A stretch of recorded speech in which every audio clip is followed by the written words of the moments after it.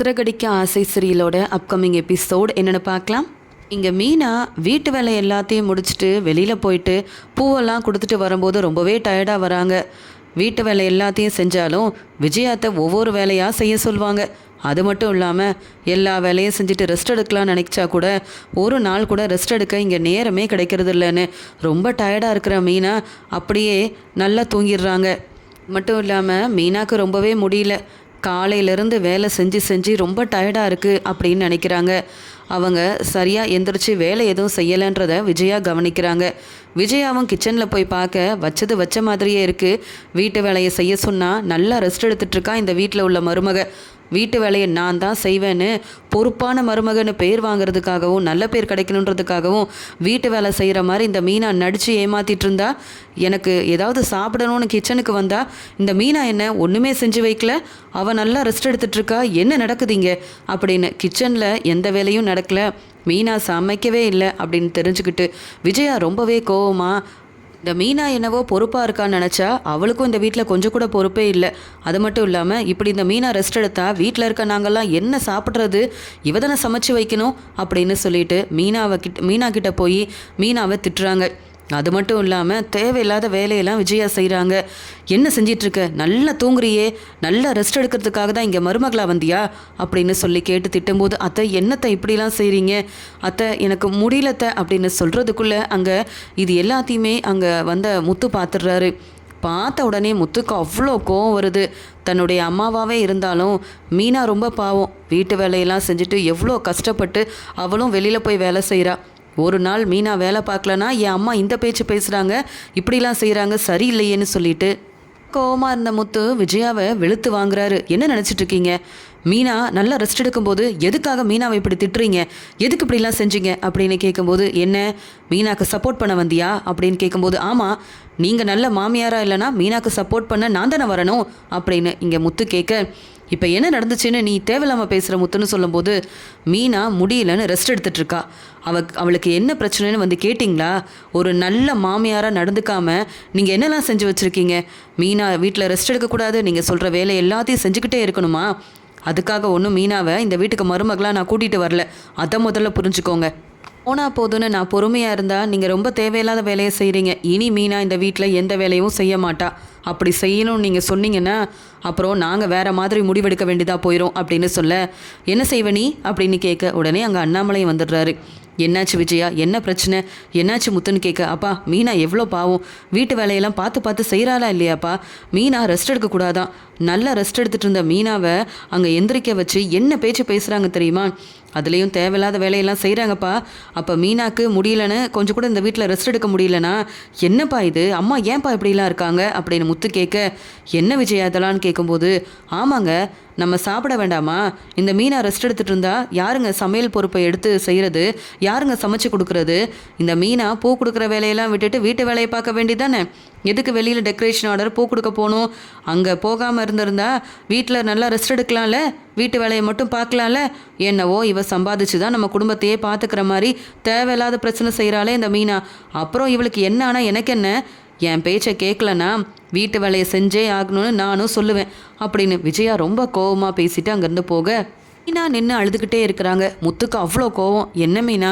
எங்கள் அம்மாவுக்காக நான் உன்கிட்ட மன்னிப்பு கேட்குறேன் மீனா, இனி இந்த வீட்டில் நீ எந்த வேலையும் செய்யவே செய்யாத, என் அம்மாவோட குணம் என்னன்னு உனக்கு புரிஞ்சிருச்சுல, இவங்களெல்லாம் மாற்றவும் முடியாது திருத்தவும் முடியாது மீனா, நீ வா மீனா அப்படின்னு சொல்லி மீனாவை அங்கேருந்து முத்து கூப்பிட்டு போகும்போது அண்ணாமலைக்கு தெளிவாக புரியுது, இந்த விஜயா தேவையில்லாத பிரச்சனை செஞ்சு இப்படி மீனா முத்து மனசை வேதனைப்படுத்திட்டா.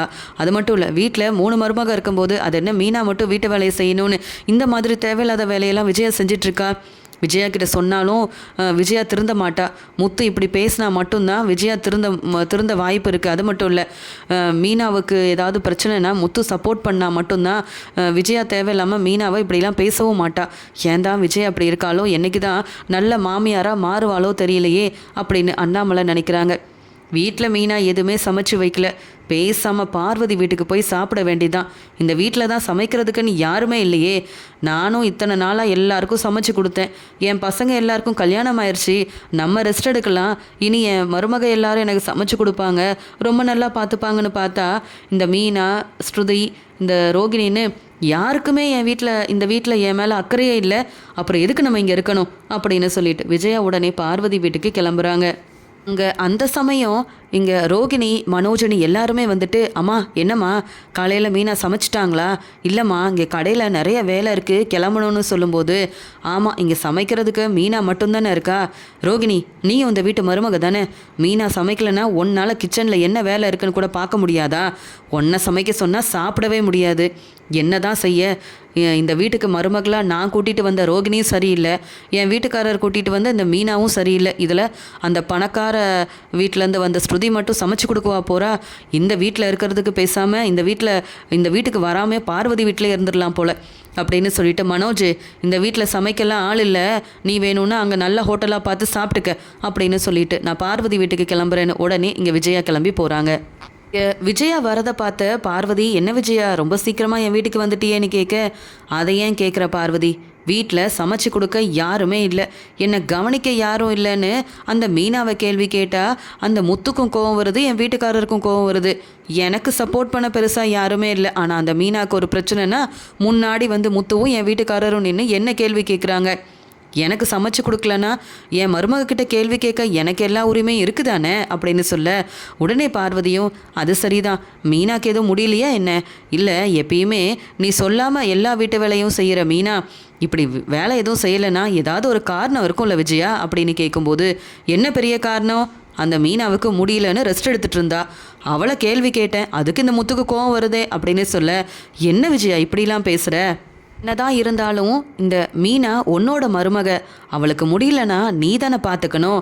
ஏன் உனக்கு முடியலன்னு உடனே மீனா வீட்டிலையே இருந்து உனக்காக எல்லா வேலையும் செஞ்சு கொடுக்குறாளா இல்லையா? மற்ற மருமகளை விடு, அவங்களாம் உனக்காக என்றைக்கும் எதுவும் செய்ய மாட்டாங்க. ஆனால் மீனாவும் முத்துவும் அப்படி இல்லை. உனக்கு எவ்வளவோ பிரச்சனை வந்திருக்கு, அந்த பிரச்சனையிலேருந்து உன்னை காப்பாற்றினதே மீனாவும் முத்துவும் தான். அவங்க அருமை பெருமை தெரியாமல் மீனாவை திட்டினா எனக்கே கோவம் வருது. அப்போ முத்து வந்து சப்போர்ட் பண்ணி பேச மாட்டானா என்ன? மீனாவை நீ என்னைக்கு தான் புரிஞ்சுப்ப? ஒரு நாள் மீனா சமைக்கலனா ஏன் உன்னால் சமைக்க முடியாதா? இல்லை மற்ற மருமக 2 பேர் இருக்காங்கல்ல, அவங்கள சமைக்க சொல்லு.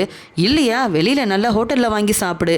அதை விட்டுட்டு இப்படியெல்லாம் நீ பிரச்சனை செஞ்சுட்டுல இங்கே வந்திருக்கேன்னு சொல்ல, என்ன நீ வீட்டில் தான் அந்த மீனாவை எல்லாரும் தலையில் தூக்கி வச்சு கொண்டாடுறாங்கன்னா நீயும் என்ன பார்வதி இப்படி பேசிகிட்டு இருக்க? அங்கே தான் யாரும் எனக்கு சமைச்சு கொடுக்க இல்லை, உன் வீட்டில் வந்து நல்லபடியாக சாப்பிட்லான்னு வந்தேன். நீயும் அந்த மீனாக்கு சப்போர்ட் பண்ணி பேசுகிற, நான் ஏதோ தப்பு செஞ்ச மாதிரி நீயும் என்னை திட்டிகிட்ருக்க. போதும் பார்வதி, எனக்கு ஏதாவது சமைச்சு கொடு முதல்ல, அதுக்கப்புறமா அந்த மீனாவை பற்றி பேசலாம் அப்படின்னு சொல்கிறாங்க. சரி இரு, உனக்கு என்ன வேணும்னு நான் சமைச்சு கொடுக்குறேன்னு கிச்சனுக்கு போகிறாங்க பார்வதி. ஆனால் விஜயாவுக்கு அவ்வளோ கோவம் வருது. வீட்லேயும் நல்லா சமைச்சு கொடுத்து எல்லார் மனசையும் இந்த மீனா மாற்றி வச்சுருக்கா. இங்கே பார்வதி கூட அந்த மீனாக்கு தானே சப்போர்ட் பண்ணுறா. மீனா முத்துவை எப்படியாவது வீட்டை விட்டு முதல்ல வெளியில் அனுப்பணும் அப்படின்ற கோவத்தில் உட்காந்துட்ருக்காங்க விஜயா. விஜயாவால் நடக்கிற பிரச்சனை எல்லாத்தையும் புரிஞ்சுக்கிட்ட முத்து மீனா கிட்ட பேசுகிறாரு. மீனா நீ நல்லா ரெஸ்ட் எடு, வேணும்னா நான் இன்றைக்கி சவாரிக்கு போகலை, உனக்காக நான் சமைச்சு கொடுக்குறேன், ஹாஸ்பிட்டலுக்கு போயிட்டு வரலாமா மீனா அப்படின்னு கேட்கும்போது, அதெல்லாம் ஒன்றும் வேண்டாங்க, வீட்டு வேலையை நானே பார்க்குறேன்.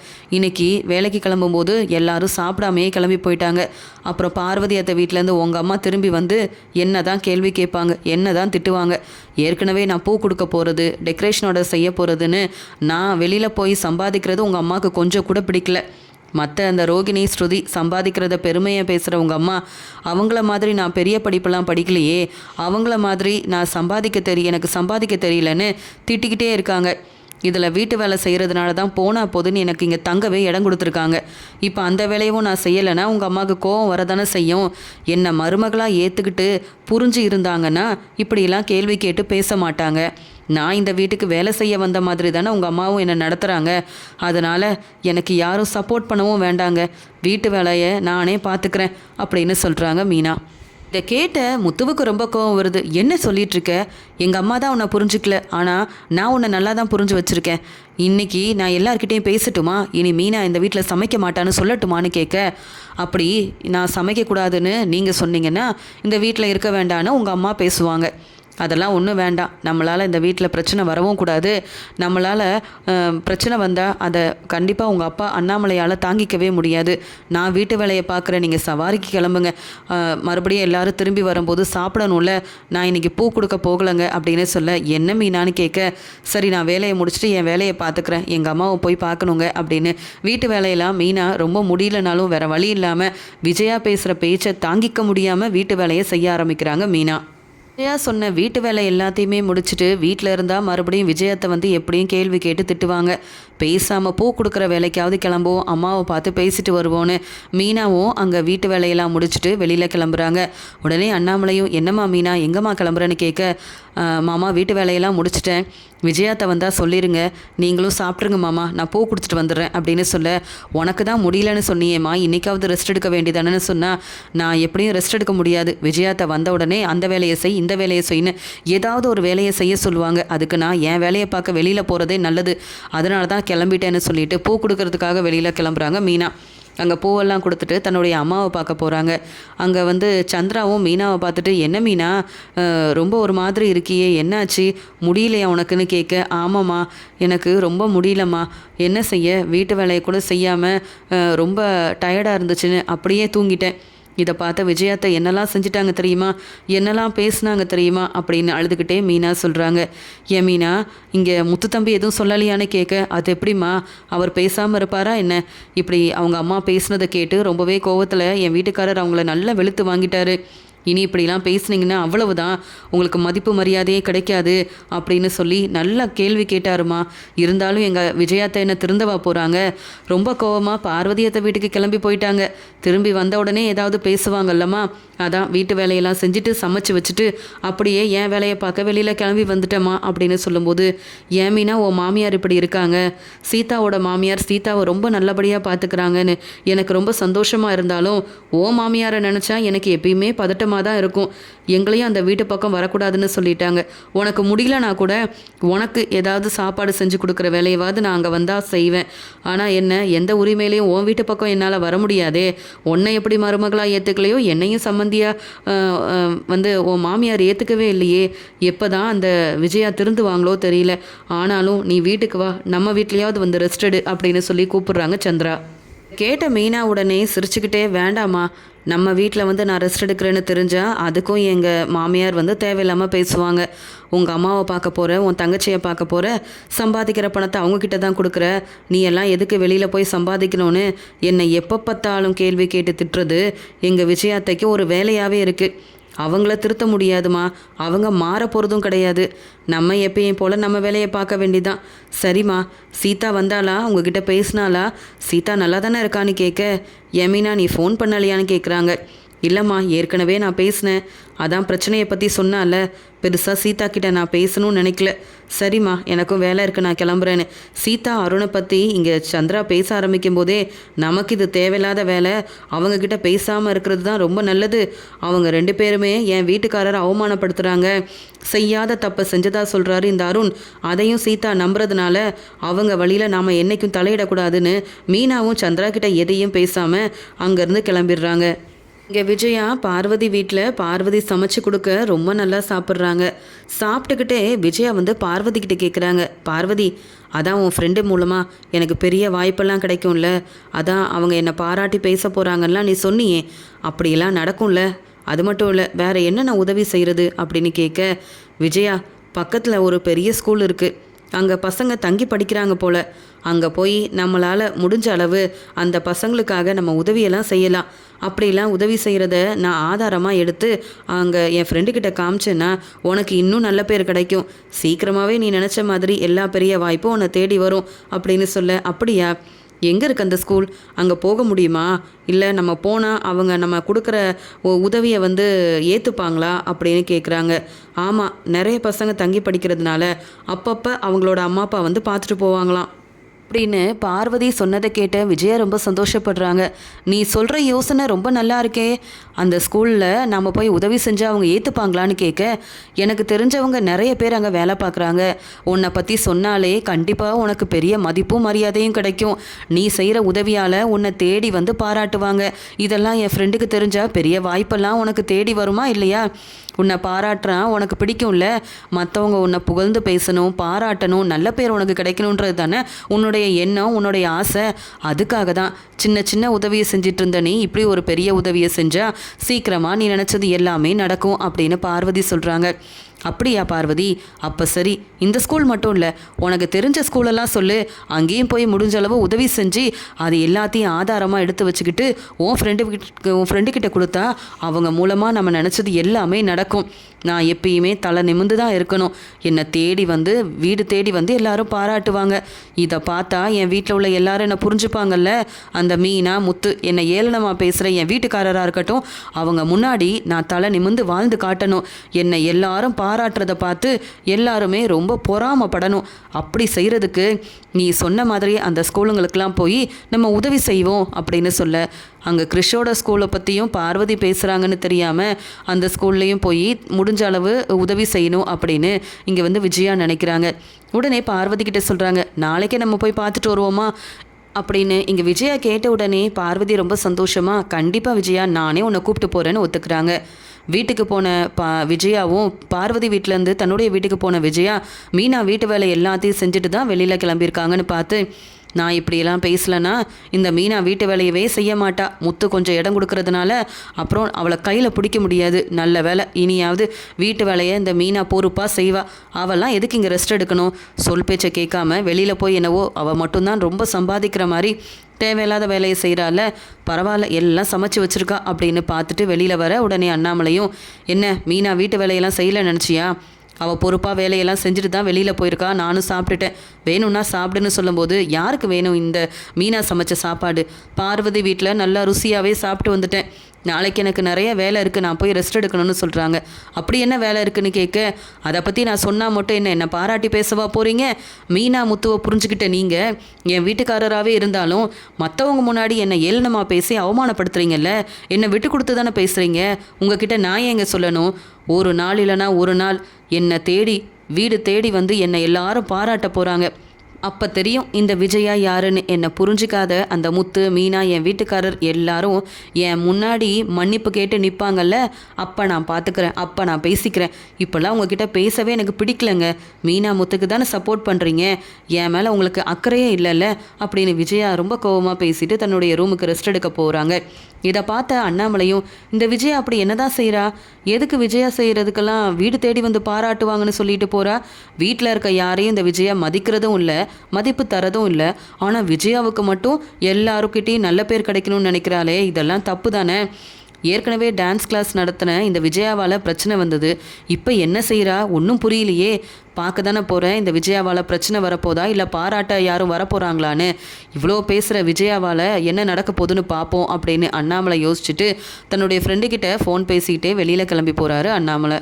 அடுத்த நாள் மீனா விஜயா எதுவும் பேசிடக்கூடாதுன்னு வீட்டு வேலை எல்லாத்தையும் ரொம்ப சீக்கிரமாக செஞ்சு வச்சுட்டு அங்கே வந்து அமைதியாக இருக்க, உடனே இங்கே எனக்கு சாப்பாடெல்லாம் வேண்டாம், நான் பார்வதி வீட்டில் எப்பயும் போல் சாப்பிட்டுக்கிறேன்னு சொல்கிறாங்க. உடனே இங்கே மீனாவும், அத்தை நான் சொல்கிறத கேளுங்க, என் மேலே உள்ள கோவத்தில் நீங்கள் சாப்பிடாமல் இருக்காதீங்க அத்தை அப்படின்னு சொல்லும்போது, நீ என்னடி சொல்கிறது? நான் என்ன அதை கேட்கணுமா என்ன? நீ இந்த வீட்டோட மருமக தான், ஆனால் நான் உன்னோட மாமியார், புரியுதில்ல? எனக்கு வெளியில் நிறைய வேலை இருக்குது. நேற்று நீ சமைக்கலன்னு சொல்லி நான் கேள்வி கேட்டதுக்கு முத்துக்கிட்ட என்னை மாட்டி விட்டு என்னை அவமானப்படுத்தினேன். இன்றைக்கி என்ன ரொம்ப நல்லவ மாதிரி நடித்து ஏமாற்றி நல்ல பேர் வாங்க நினைக்கிறியா? நீ மற்றவங்களுக்கு சாப்பாடை கொடு, நீ சமைக்கிற சாப்பாடெல்லாம் சாப்பிடவே முடியாது, நான் கிளம்புறேன் அப்படின்னு பார்வதி வீட்டுக்கு விஜயா கிளம்பிடுறாங்க. அங்கே வெளியில் ஸ்கூலுக்கெல்லாம் போகணும்னு அவங்க பேசிக்கிட்டதால் அங்கே கிளம்புறதுக்காக அங்கே விஜயா உடனே கிளம்புறாங்க. மீனா கண் கலங்கி நிற்க உடனே முத்து சொல்கிறாரு, ஏன் மீனா உனக்கு வேறு வேலை இல்லை? உனக்கு சப்போர்ட் பண்ணுறதே தேவையில்லாத வேலை தான் நினைக்கிறேன். எங்கள் அம்மா அந்த பேச்சு பேசிட்டு போகிறாங்க, மறுபடியும் நீங்கள் சாப்பிட்டு தான் போகணும்னு என்னவோ எங்கள் அம்மாக்காக பேசிகிட்டு இருக்கியே. அவங்க கொஞ்சமாவது உனக்கு மதிப்பு மரியாதை தராங்களா? இல்லை நீ மருமகன்னு மதிக்கிறாங்களா? இல்லை இல்லை, அப்போ நீ உன் வேலையை பார்க்க வேண்டியதானே. அவங்க சாப்பிட்டா உனக்கு என்ன, சாப்பிடலைன்னா உனக்கு என்ன? அப்படி நீ இருந்தால் மட்டும்தான் இந்த வீட்டில் தலை நிமிர்ந்து இருக்க முடியும், உனக்கும் மதிப்பு கிடைக்கும். இல்லைன்னு வை, வீட்டு வேலை செய்ய தான் உன்னை கூப்பிட்டு வந்தேன்னு எங்கள் அம்மா சொல்கிறாங்கல்ல, அந்த மாதிரியே மற்றவங்களும் வந்து உன்னை மதிக்காமல் என்ன சமைச்சு கொடுக்கணும், என்னென்ன வீட்டு வேலையை பார்க்கணுன்னு ஏன் அந்த பார்லலம்மா கூட சொல்ல ஆரம்பிச்சிருவாங்க. கொஞ்சமாவது என்னை புரிஞ்சுக்க மீனா, நான் சொல்கிற மாதிரி இரு. இல்லைன்னு வையே, எங்கள் அம்மா கூடலாம் இந்த வீட்டில் நம்ம இருக்கவே முடியாது அப்படின்னு சொல்லிட்டு நான் சவாரிக்கு கிளம்புறேன், புரிஞ்சு நடந்துக்க மீனான்னு சொல்லிட்டு போகிறாரு முத்து. இதை கேட்ட மீனா நினைக்கிறாங்க, என்னதான் இருந்தாலும் விஜயாத்தை என் மாமியாராச்சே, அவங்க பேச்சை நான் கேட்டு தானே ஆகணும். ஆனாலும் விஜயாத்தை என் மேலே உள்ள கோவத்தில் சாப்பிடாம போயிட்டாங்களே அப்படின்னு மீனா நினைக்கிறாங்க. அண்ணாமலையாக இருக்கட்டும், இங்கே முத்துவாக இருக்கட்டும், மீனாக்கு சப்போர்ட் பண்ணுற அளவு இங்கே விஜயா மேலே ரொம்பவே கோவத்துலேயும் இருக்காங்க. பார்வதியும் விஜயாவும் யோசித்த மாதிரியே ஒவ்வொரு ஸ்கூலுக்கும் போகிறாங்க. இங்கே விஜயாவை பற்றி பார்வதி அங்கே வேலை பார்க்குறவங்க கிட்ட ரொம்ப பெருமையாக பேசுகிறாங்க. என் ஃப்ரெண்டு விஜயா உங்கள் ஸ்கூலுக்காக உதவி செய்ய தான் வந்திருக்கான்னு சொல்லி அவங்க செய்கிற உதவியெல்லாம் அங்கே தெரிஞ்சுக்கிட்டு விஜயாவை பற்றி நல்ல விதமாக பார்வதி சொன்னதால் விஜயா உண்மையாகவே ரொம்ப நல்லவங்க, அவங்க இவ்வளோ உதவி செய்கிறாங்களே, அதுவும் தேடி வந்து உதவி செய்கிறாங்களேன்னு அங்கே வேலை பார்க்குற எல்லாரும் விஜயாவுக்கு நன்றி சொல்ல, இது எல்லாத்தையுமே விஜயா செய்கிற உதவி எல்லாத்தையுமே எப்பயும் போல் பார்வதி தன்னுடைய ஃபோனில் ஆதாரமாக எடுத்து வைக்கிறாங்க. இங்கே விஜயா சிரிச்சுக்கிட்டே ரொம்ப சந்தோஷமாக அங்கேருந்து கிளம்பி வராங்க. உடனே பார்வதி சொல்கிறாங்க, இங்கே இன்னும் ஒரே ஸ்கூல் தான் இருக்குது, அங்கேயும் போய் நீ உதவி செஞ்சிட்டேன்னா இந்த ஆதாரம் எல்லாத்தையுமே என் ஃப்ரெண்டுக்கு அனுப்பி வைப்பேன். என் ஃப்ரெண்டும் அந்த ஆதாரத்தை பார்த்துட்டு தேடி வந்து உன்னை பாராட்டுறது மட்டும் இல்லாமல் உனக்கு பெரிய வாய்ப்பெல்லாம் கிடைக்க போகுது. நான் சொன்ன மாதிரியெல்லாம் நடந்தா கண்டிப்பாக விஜயா நீ என்ன மறந்துட மாட்டல்ல அப்படின்னு பார்வதி சிரிச்சுக்கிட்டே கேட்க, என்ன பார்வதி இவ்வளோ பெரிய பாராட்டு வாய்ப்பெல்லாம் தேடி வரும்னா அதுக்கு காரணமே நீ தானே. உன் ஃப்ரெண்டை எனக்கு அறிமுகப்படுத்த, அவங்கள பற்றி தெரிஞ்சுக்கிட்டு நானும் இப்படி எல்லாருக்கும் உதவி செய்ய ஆரம்பிச்சிட்டேன். சொல்லப்போனால் என்னை பாராட்டுறவங்க உன்னையும் பாராட்டணும். சரி, இன்னும் அந்த ஒரு ஸ்கூல்லையும் நம்ம செய்ய வேண்டிய உதவியெல்லாம் செஞ்சுட்டு பேசிட்டு வீட்டுக்கு கிளம்புவோம், ரொம்ப நேரம் ஆகுதுல்ல, நானும் ஏதாவது சாப்பிடணும்னு தான் நினைக்கிறேன். அந்த மீனா இன்னைக்கு சமைச்சு வச்சுருந்தா, அதெல்லாம் வேண்டாம், நான் பார்வதி வீட்டில் சாப்பிட்டுக்கிறேன்னு தேவையில்லாமல் அந்த மீனாவை பேசிட்டு நானும் கிளம்பி வந்துட்டேன். நான் எதுவுமே சாப்பிடலை பார்வதி. இல்லை, நம்ம வேலையெல்லாம் முடிச்சுட்டு ஒரு நல்ல பெரிய ஹோட்டலுக்கு போய் சாப்பிடலாம் சரியா அப்படின்னு பேசிட்டு அப்புறம் கிறிஷ் படிக்கிற ஸ்கூலுக்கு பார்வதியும் இங்கே விஜயாவும் கிளம்பி போகிறாங்க. அங்கே வேலை பார்க்குறவரும், என்ன மேடம் எங்கே வந்திருக்கீங்கன்னு கேட்க, இல்லை இந்த ஸ்கூலுக்கு எங்களால் முடிஞ்ச உதவியை செய்யலாமேன்னு தான். உங்கள் ஸ்கூலுக்கு மட்டும் இல்லை, எனக்கு தெரிஞ்ச ஸ்கூல் எல்லா ஸ்கூலுக்குமே போய் பேசி முடிஞ்ச உதவியை செஞ்சுட்டு வந்திருக்கேன். இங்கே எல்லாரும் தங்கி படிக்கிறதா கேள்விப்பட்டேன், அதனால் பசங்களுக்கும் உதவி செய்யணும்னு இந்த ஸ்கூலுக்காக உதவி செய்ய தான் நான் வந்திருக்கேன்னு சொல்ல, நீங்கள் உட்காருங்க, நான் வந்து ஒருத்தரை பார்க்க சொல்கிறேன்னு சொல்லும்போது அங்கே வேலை பார்க்குற எல்லாருமே வந்து விஜயா கிட்ட பாராட்டி பேசிகிட்டு இருக்காங்க. அந்த சமயம் பார்வதி அங்கே நின்று பார்த்துக்கிட்டே இருக்க, பரவாயில்ல நிறைய பேர் தான் இங்கே இருக்காங்க போலன்னு சொல்லும்போது அங்கே கிறிஷ் தன்னுடைய ஃப்ரெண்டுங்களோட வரான், அங்கே நின்று விளையாண்டுட்டு இருக்கான். இங்கே பார்வதி தனியாக நின்று பார்த்துட்ருக்கிறத பார்த்த உடனே விஜயா கேட்குறாங்க, என்ன பார்வதி என்ன பார்த்துட்ருக்க, இவங்க எல்லாரும் என்னை பாராட்டி பேசுகிறாங்க, நீ உன் ஃபோனில் இதெல்லாம் ஆதாரமாக எடுக்க வேண்டாமா, அதுக்கு தானே இவ்வளோ தூரம் வந்திருக்கோம், உதவி செய்கிறேன்லாம் சொல்லி பேசிகிட்ருக்கோம், நீ யாரை தான் பார்த்துட்ருக்க அப்படின்னு பார்க்க அங்கே கிறிஷ் நிற்கிறத உடனே இங்கே விஜயா வந்து கவனிக்கிறாங்க. இங்கே விஜயா உடனே, என்ன இந்த மீனாவும் முத்துவும் கூப்பிட்டு வந்த பையன் இவன் தானே, இந்த கிறிஷ் அப்போ இங்கே தான் படிக்கிறானா, தங்கி படிக்கிறானா, அப்போ அவங்க அம்மா தான் கூடவே அந்த பையனை கூப்பிட்டு போகலையா, இங்கே படிக்க வச்சுட்டு வெளியூர் வேலைக்காக கிளம்பி போயிட்டாங்களா என்ன இந்த கிறிஷோட அம்மா. அந்த மீனாவும் முத்துவும் உண்மையை கண்டுபிடிக்கணும்னு என்னெல்லாம் செய்கிறாங்க, ஆனால் இந்த கிறிஷ் இங்கே தான் படிக்கிறான்னு அவங்களால கண்டுபிடிக்க முடியல. நான் உதவி செய்ய வந்தேன், இந்த கிறிஷ் இங்கே தான் இருக்கிறான்னு எனக்கு தெரிஞ்சிருச்சு. கிறிஷோட அம்மா யாருன்னு நாம் இவங்கக்கிட்ட கேட்டு தெரிஞ்சுக்கிட்டா தப்பு இல்லையே, நாம் தான் இவ்வளோ உதவி செஞ்சுருக்கோம்ல அப்படின்னு சொல்லிட்டு அங்கே வேலை பார்க்குறவங்க கிட்ட விஜயா சொல்கிறாரு, சார் இங்கே எத்தனை பேர் இருக்காங்க அப்படின்லாம் கேட்டு தெரிஞ்சுட்டே அங்கே கிறிஷை பார்த்து கேட்குறாங்க. இந்த பையன் கிறிஷ் தானே அப்படின்னு சொல்ல, மேடம் உங்களுக்கு இந்த பையனை தெரியுமா, அவங்க அம்மா வெளியூரில் வேலை பார்க்குறாங்கன்னு சொல்ல, ஆமாம் தெரியும், தெரிஞ்சவங்களோட பையன்தான், ஆனால் இவங்க அம்மாவே வந்து இங்கே கிறிஷை சேர்த்து விட்டாங்களா அப்படின்னு கேட்கும்போது, ஆமாம் அவங்க அம்மா ரோகிணி தான் வந்து சேர்த்து விட்டாங்கன்னு சொல்ல, உடனே பார்வதியும், பாத்தியா விஜயா, ஓ மருமக பேரும் ரோகிணி, இந்த கிறிஷோட அம்மா பேரும் ரோகிணி போல அப்படின்னு சிரிக்கிறாங்க. உடனே விஜயா, பார்வதி என் வீட்டில் உள்ள ரோகிணி என்ன ஏமாத்திட்டா, அதே மாதிரி கொஞ்சம் கூட பொறுப்பே இல்லாமல் தான் இந்த கிறிஷோட அம்மா ரோகிணியும் இருப்பாங்க போல். ஆனால் முத்துவும் மீனாவும் இந்த கிறிஷ்கிட்ட அவங்க அம்மாவை பற்றி கேட்கும்போது ஏதோ கல்யாணின்னு தான் சொன்னான், ஆனால் இவங்க ரோகிணின்னு சொல்கிறாங்களே, அதான் கொஞ்சம் சந்தேகமாக இருக்குது, எனக்கு என்ன ஏதுன்னு எல்லாத்தையும் கேட்டு விசாரிக்கணும்னு தோணுது அப்படின்னு சொல்ல, நான் கேட்டு உனக்கு என்னன்னு சொல்கிறேன் அப்படின்னு பார்வதி பேசுகிறாங்க. இவங்க அம்மா ரோகிணியை நீங்கள் பார்த்துருக்கீங்களா, இல்லை எதுக்கு கேட்குறேன்னா, நாங்களும் இந்த பையனோட அம்மாவை பார்க்கணுன்னு ஆசைப்பட்டோம், அதுக்குள்ளே இவங்க பாட்டியை பற்றி தான் எங்களுக்கு தெரியும், பாட்டி கூட தான் இந்த கிருஷ்ணன் இருந்தான், ஆனால் அவங்க அம்மா என்னன்னு தெரியல, அவங்க பாட்டியும் இப்போ எங்கன்னு தெரியல, இந்த கிருஷ்ணையும் கூப்பிட்டு வந்துட்டாங்க அப்படின்னு சொல்லி கேட்கும்போது, இல்லைங்க அவங்க அம்மா முதல்ல வந்தாங்க, ஆனால் இப்போ இந்த பையனை பார்த்துக்கிறது ரோகிணியோட ஃப்ரெண்டு தானே சொல்கிறாங்க. ரோகிணியோட ஃப்ரெண்டு தான் வித்யாவாக இருக்குமா, எனக்கு கொஞ்சம் குழப்பமாகவே இருக்கே அப்படின்னு யோசிக்க ஆரம்பிக்கிறாங்க.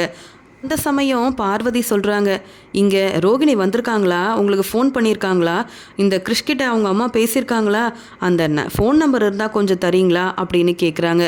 என்னம்மா நீங்கள் அந்த பையனை பார்த்தீங்க, தெரிஞ்ச பையன்னு சொன்னீங்க, ஏதோ சந்தேகப்பட்டு கேள்வி கேட்குற மாதிரிலாம் இருக்குது அப்படின்னு சொல்லும்போது, இல்லைங்க தெரிஞ்சவங்க தான், இப்போ இவங்க எங்கே இருக்காங்கன்னு தெரியல, என்கிட்ட அவங்க ஃபோன் நம்பரும் இல்லையா, அதான் கேட்டேன்னு சொல்லும்போது, அவங்க ஃபோன் நம்பர் என்கிட்ட இல்லை, ஆனால் ஒரு முறை இந்த கிறிஷ் என் ஃபோனை வாங்கி என் அம்மாவுக்கு ஃபோன் பண்ணுறேன்னு சொல்லி என் ஃபோனில் தான் பேசினா அவங்க அம்மா ரோகிணி கிட்ட, அந்த ஃபோன் நம்பர் இருக்குது, வேணும்னா தரட்டுமா அப்படின்னு கேட்க, ரொம்ப நல்லது சார், அந்த ஃபோன் நம்பரை கொடுங்களேன் அப்படின்னு இங்கே விஜயா ஃபோன் நம்பரை வாங்குறாங்க.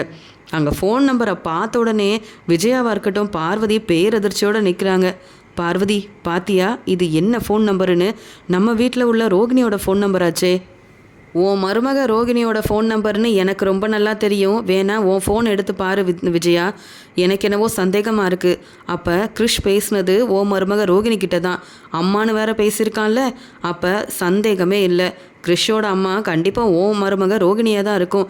அப்போ ரோகிணிக்கு ஏற்கனவே கல்யாணமாகி இங்கே பையன் வேற இருக்குது, இந்த உண்மையை மறைச்சி தான் மனோஜை கல்யாணம் பண்ணியிருக்காளா அப்படின்னு பார்வதி கேட்க, அதுக்குடனே விஜயாவும், இன்றைக்கி அந்த ரோகிணியை நான் சும்மா விட போகிறதில்ல, அதான் ஆதாரம் இருக்குல்ல, நான் பார்த்துக்கிறேன், அதான் உதவி செய்ய வேண்டியதை செஞ்சாச்சே, இனி அந்த ரோகிணியை வீட்டில் இருக்க நான் விடவே மாட்டேன், நீ வா பார்வதி அப்படின்னு ரொம்ப கோவமாக பார்வதியும் விஜயாவும் வீட்டுக்கு கிளம்பி வராங்க. பார்வதி சொல்கிறாங்க, என்ன விஜயா இந்த ரோகிணி இப்படியெல்லாம் செஞ்சிட்ருக்கா, இப்போயாவது புரிஞ்சுக்கிட்டியா, உன்னை ஏமாற்றணும்னு மீனா நினைக்கல, உன்கிட்ட பொய் சொல்லணும்னு நினைக்கவே இல்லை, பொறுப்பான மருமகளாக உன் வீட்டில் இருக்கிறது மீனா மட்டும்தான். இந்த ரோகிணி ஏற்கனவே பெரிய பணக்கார வீட்டு பொண்ணுன்னு பொய் சொல்லி ஏமாத்துனது பத்தாதுன்னு இப்போ பார்த்தியா தன்னுடைய பையனை பற்றின உண்மையை மறைச்சிருக்கா, தனக்கு கல்யாணமான உண்மையை மறைச்சிருக்கா. அப்போ ஹாஸ்பிட்டல்லேருந்து யார்கிட்டையும் சொல்லாமல், அங்கே முத்து மீனா கிட்ட கூட சொல்லாமல் போனது இந்த ரோகிணியோட அம்மா தான்.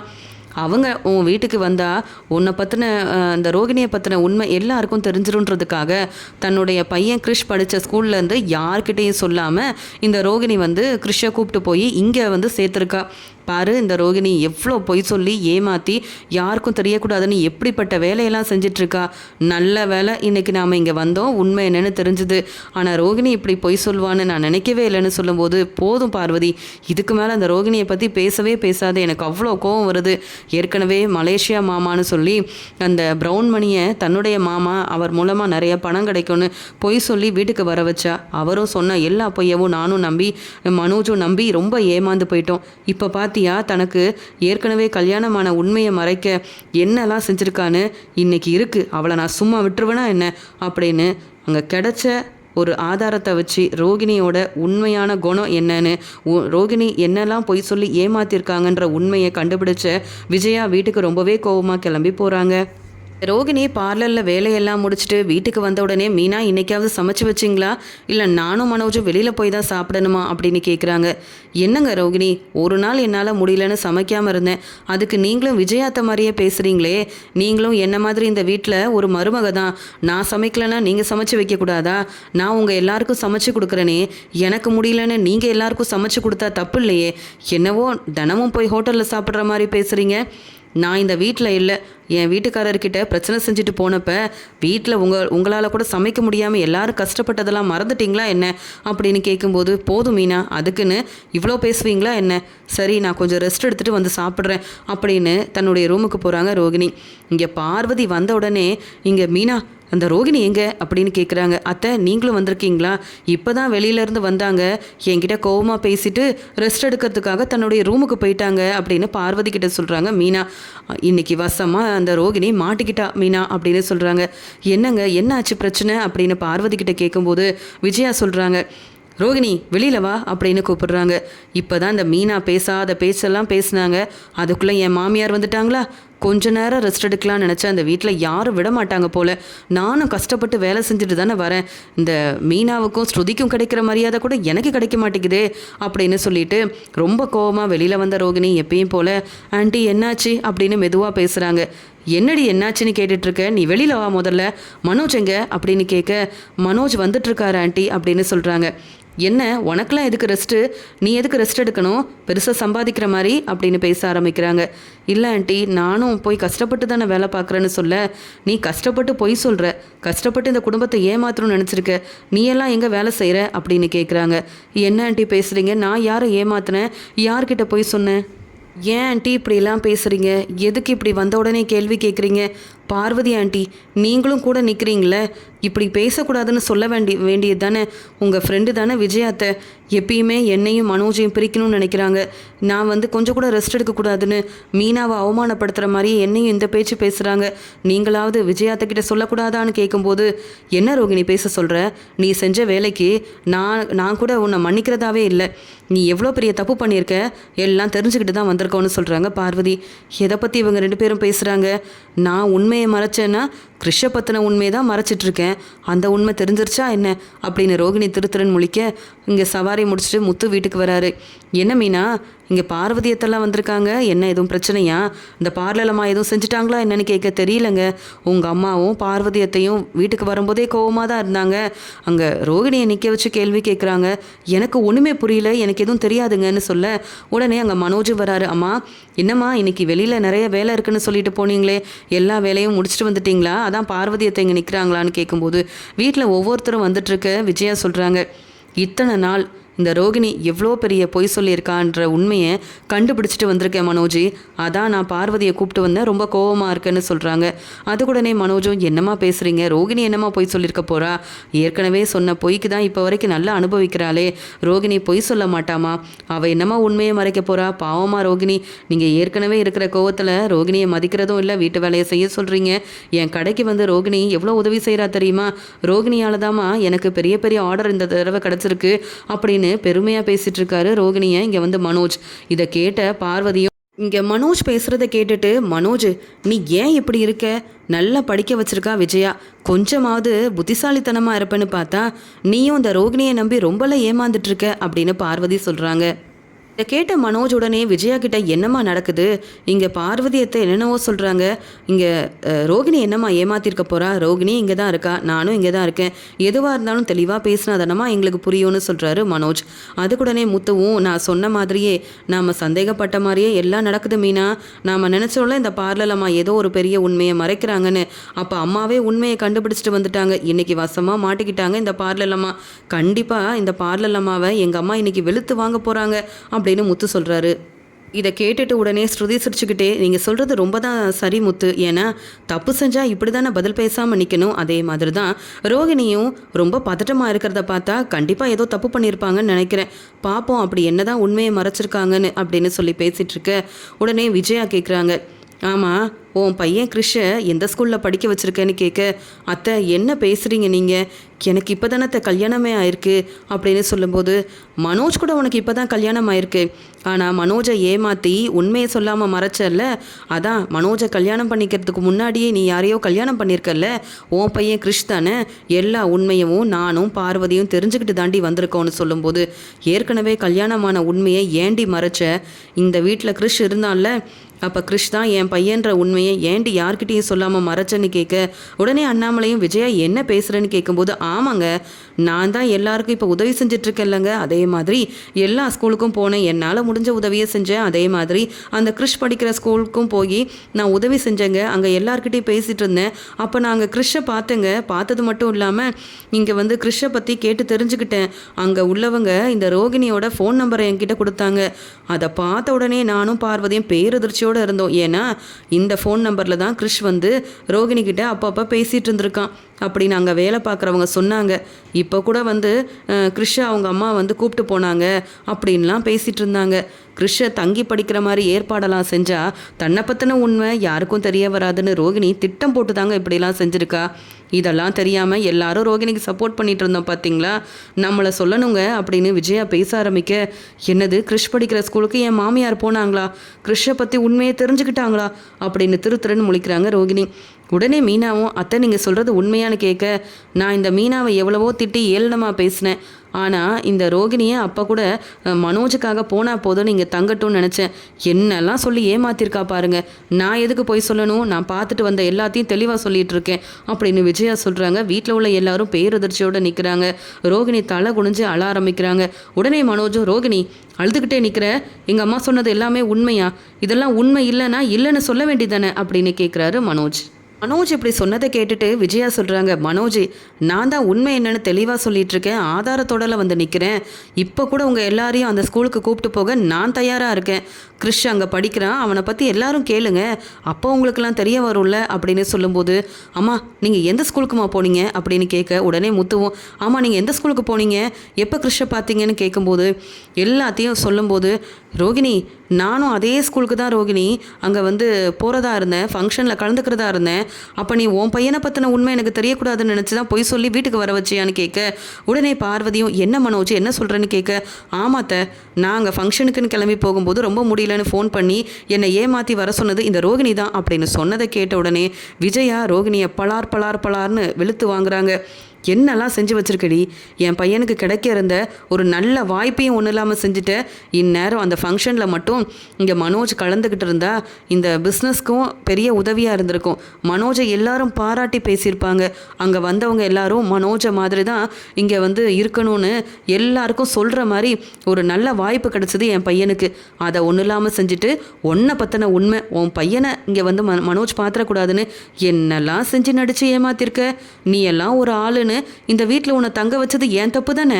என் மாமியாரும் என் வீட்டுக்காரரும் உனக்கு சப்போர்ட் பண்ணாங்க, போனா போதுன்னு இந்த வீட்டில் தங்க இடம் கொடுத்தேன், அதுக்குன்னு இப்படியாடி ஏமாத்துவ அப்படின்னு வெளுத்து வாங்குறாங்க விஜயா. இதை கேட்ட பார்வதியும் ரோகிணி இதுக்கு மேலேயும் பதில் பேசாமல் இருக்காதம்மா, உண்மையை தெரிஞ்சுக்கிட்டு தானே வந்து நானும் விஜயாவும் கேள்வி கேட்குறோம், சொல்லுமா ஏமா இந்த உண்மையை மறைச்ச அப்படின்னு கேட்குறாங்க. உடனே இங்கே ரோகிணி, நான் உண்மையை வேணும்னே மறைக்கல, இந்த உண்மையெல்லாம் சொல்லியிருந்தா மனோஜோட வாழ்க்கையில் நான் வந்திருக்க முடியாது, எனக்கும் மனோஜுக்கும் விஜயத்தை கல்யாணம் பண்ணி வச்சுருக்க மாட்டாங்களே, அதனால தான் வேறு வழி இல்லாமல் எனக்கு ஒரு நல்ல வாழ்க்கை அமையணுன்றதுக்காக இந்த பொய்யை சொல்ல வேண்டியதாக போச்சு. சொல்லப்போனால் நான் இந்த வீட்டுக்கு மருமகளாக வந்ததுக்கப்புறம் உங்கள் எல்லாருக்கும் நல்லது தானே செஞ்சுருக்கேன். மனோஜுக்கு பிஸ்னஸ் ஆரம்பித்து கொடுத்தது, மனோஜோட பிஸ்னஸில் உதவி செஞ்சதுன்னு நீங்கள் கேட்டப்பெல்லாம் நான் பணம் கொடுத்தேனே, சம்பாதிக்கிற பணத்தெல்லாம் ஆன்ட்டி உங்ககிட்ட தானே கொடுத்தேன், நான் நல்ல மருமகளாக தானே இருக்கேன், நான் அந்த உண்மையை மறைச்சிருக்கக்கூடாது, அதுக்கு நான் வேணால் மன்னிப்பு கேட்குறேன் அப்படின்னு சொல்லி ரோகிணி அழுகிறாங்க. பாத்தியா பார்வதி, செய்கிற தப்பெல்லாம் செஞ்சுட்டு மன்னிப்பு கேட்குறாளாம் இந்த ரோகிணி. மனோஜை கல்யாணம் பண்ணிக்கிறதுக்காகவும் தன்னுடைய வாழ்க்கைக்காகவும் தனக்குன்னு ஒரு குடும்பம் இருக்கிறதையே மறைச்சிட்டு என்ன பேச்சு பேசுகிறா பாரு. இவளெல்லாம் எப்படி பார்வதி நம்புறது? இன்னைக்கு நம்ம அங்கே போனதுனால உண்மை என்னன்னு தெரிஞ்சுக்கிட்டோம், இல்லைன்னா இந்த ரோகிணி சொல்கிறதெல்லாம் நம்பி நம்ம ஏமாந்து தானே பார்வதி நின்றுக்கணும்னு சொல்ல பார்வதி சொல்கிறாங்க, ரொம்ப தப்புமா ரோகிணி, உன் வாழ்க்கைக்காக நீ யோசிச்சியே, உன் பையன் கிறிஷை பற்றி யோசிச்சியா? அவன் வாழ்க்கையில் படிப்பு முக்கியம்தான், நல்லா படித்து அவன் முன்னேறணும், அதுக்குன்னு உன்னுடைய பாசம் இல்லாமல் அவன் தனியாக இருக்கணும்னு உன் சந்தோஷம் முக்கியம், உன் வாழ்க்கை முக்கியம்னு நினச்சதெல்லாம் ரொம்ப தப்புமா. இப்படி ஒரு முடிவை நீ எடுத்ததை என்னால் ஏற்றுக்கவே முடியாது, நீ செஞ்சது ரொம்ப தப்பு, இனி விஜயா தான் முடிவெடுக்கணும்னு பார்வதியும் சொல்லிடுறாங்க. உடனே பார்வதி கிட்ட அழுதுகிட்டே ரோகிணி சொல்கிறாங்க, நீங்கள் சொல்லுங்களேன், உங்கள் ஃப்ரெண்டு விஜயா கண்டிப்பாக கேட்பாங்க, நான் செஞ்ச தப்புக்கு எல்லார்கிட்டையும் மன்னிப்பு கேட்குறேன் பார்வதி அத்தை, உங்களால் தான் இப்போ நான் மாட்டிக்கிட்டு அவமானப்பட்டு நிற்கிறேன், என்னை பற்றின உண்மை எல்லாருக்கும் தெரிஞ்சதுக்கு காரணம் நீங்கள் தானே பார்வதி அத்தை, நீங்கள் தான் இந்த பிரச்சனையை சமாளிக்கணும்னு சொல்ல உடனே பார்வதியும், எதுக்குமா நான் சமாளிக்கணும், நீ செஞ்ச தப்புக்கு நீ எல்லார்கிட்டையும் மன்னிப்பு கேட்குற, அழுதுட்டு நிற்கிற, நான் சமாளிக்க ஒன்றுமே இல்லைம்மா. மட்டும் இல்லை ரோகிணி, இப்படி எனக்கு ஒரு மருமக வந்திருந்தாலும் இவ செஞ்சது தப்புன்னா கண்டிப்பாக நான் பொறுமையாலாம் இருக்க மாட்டேன். இனி விஜயா என்ன முடிவெடுக்கிறாளோ அதை நீ ஏற்றுக்கிட்டே ஆகணும். இனி உன் வாழ்க்கையை பற்றி யோசிக்காமல் உன் பையன் கிறிஷை பற்றி கொஞ்சம் யோசிச்சா என்னம்மா ரோகிணின்னு பார்வதி கேட்க, இந்த பார்வதியத்தை சொல்லி கண்டிப்பாக விஜயாத்தை மனசு மாறுவாங்கன்னு நினச்சா பார்வதியத்தையே என்னை திட்ட ஆரம்பிச்சிட்டாங்க. மனோஜ், விஜயாத்தை, பார்வதி, வீட்டில் உள்ள எல்லாருமே என் மேலே ரொம்ப கோபமாக இருக்கிறதுனால மன்னிப்பு கேட்டாலும் ஏற்றுக்க மாட்டாங்க போல, என்ன செய்ய அப்படின்னு யோசிக்கிறாங்க ரோகிணி. பார்வதி, விஜயா ரெண்டு பேரும் ரோகிணியை பற்றின உண்மையை கண்டுபிடிச்சி வீட்டில் உள்ள எல்லார்கிட்டையும் சொன்னதால் அண்ணாமலை வீட்டில் உள்ள எல்லாருமே ரோகிணி மேலே ரொம்ப கோபமாக இருக்க முத்துவும் மீனாவும் ரோகிணி வசமாக மாட்டிக்கிட்டதால் ரோகிணியை எல்லார் முன்னாடியும் வெளுத்து வாங்குறாங்க. முத்துவும் மீனாவும் கேட்குற கேள்விக்கு பதில் பேச முடியாமல் தலை குனிஞ்சு நிற்கிறாங்க ரோகிணி. இந்த ரோகிணியை பொய் சொல்லி ஏமாத்துறது மட்டும் இல்லாமல் இவ்வளோ பெரிய உண்மையை மறைச்ச இந்த ரோகிணிக்கு இனி இந்த வீட்டில் இடமே இல்லை, இது என்னுடைய முடிவு அப்படின்னு சொல்கிறாங்க விஜயா.